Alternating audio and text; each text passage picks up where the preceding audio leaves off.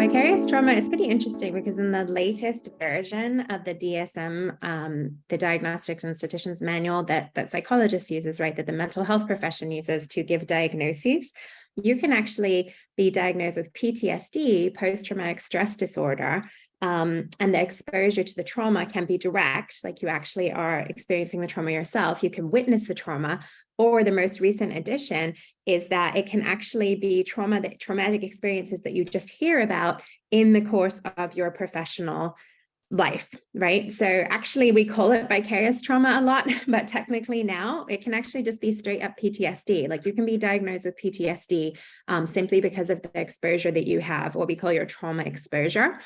And so, essentially what I would say about vicarious trauma, secondary trauma, is lots of different kind of related terms and words for it.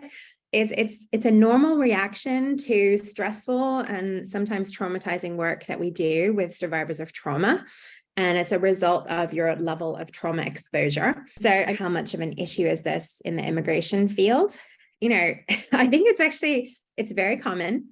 And I would guess really the levels are quite high. I did a study in 2020, a national study of immigration attorneys, really focused on people who handle asylum cases.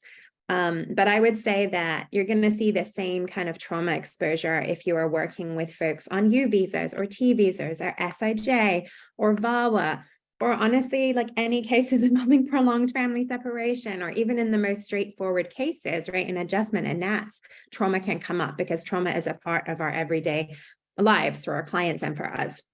And so the study looked at people who are working with asylum seekers, but I do think it has broader application. And what I found in that study, and more than 700 attorneys responded, and they're basically self-reporting symptoms of vicarious trauma. And we also measured burnout. And what I found was using the same scale that has been used for other helping professions. So nurses, ER doctors, prison wardens, social workers, immigration attorneys working with asylum seekers scored higher on that scale for secondary trauma than any other profession ever surveyed.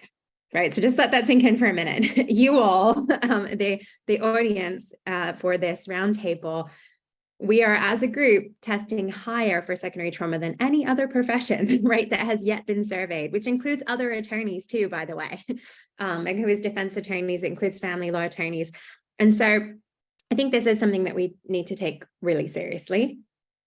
But there, it's not all doom and gloom. I would say there's a couple of really helpful things to keep in mind. One is that secondary trauma is cumulative, so it builds up over time. So if you are early in your practice, or like I say to my students in law school, the chances of you actually having secondary trauma symptoms as a result of the 1 or 2 or 3 clinic cases you're handling, quite low. But it also depends who you are and what you're coming with already in your life and what kind of work you were doing prior to law school, during law school. And so that's important to keep in mind. It does build up over time. So it's something to kind of manage and be aware of in terms of your level of trauma exposure. And the other thing that's really important to know about secondary trauma is that awareness actually is key to prevention and mitigation of symptoms. So actually taking the time to understand what it is, come to a lot of events like this these days, right, that are offered, is actually a part of your prevention and helping to ensure that you are managing your trauma exposure responsibly.